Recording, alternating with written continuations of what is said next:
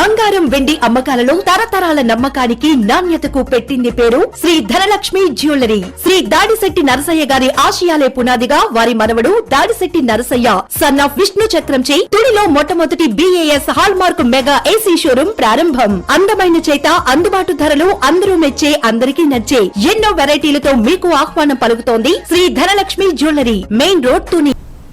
నమస్తే, welcome to my media news. నేను కళ్యాణి. కోరుకొండ మండలం మధురపూడి గ్రామంలో కనకదుర్గమ్మ అమ్మవారి జాతర మహోత్సవాలు అత్యంత ఘనంగా కన్నుల పండుగగా జరిగాయి. రాజానగరం ఎమ్మెల్యే బత్తుల బలరామకృష్ణ వెంకటలక్ష్మి దంపతులు అమ్మవారి ఆలయాన్ని దర్శించి ప్రత్యేక పూజలు చేశారు. ఆలయ కమిటీ, జనసేన పార్టీ నాయకులు ఎమ్మెల్యే దంపతులకు ఘనంగా స్వాగతం పలికారు. ఆలయ ప్రాంగణం భక్తులతో కిటకిటలాడింది. అమ్మవారిని అధిక సంఖ్యలో భక్తులు దర్శించుకుని పూజలు నిర్వహించారు.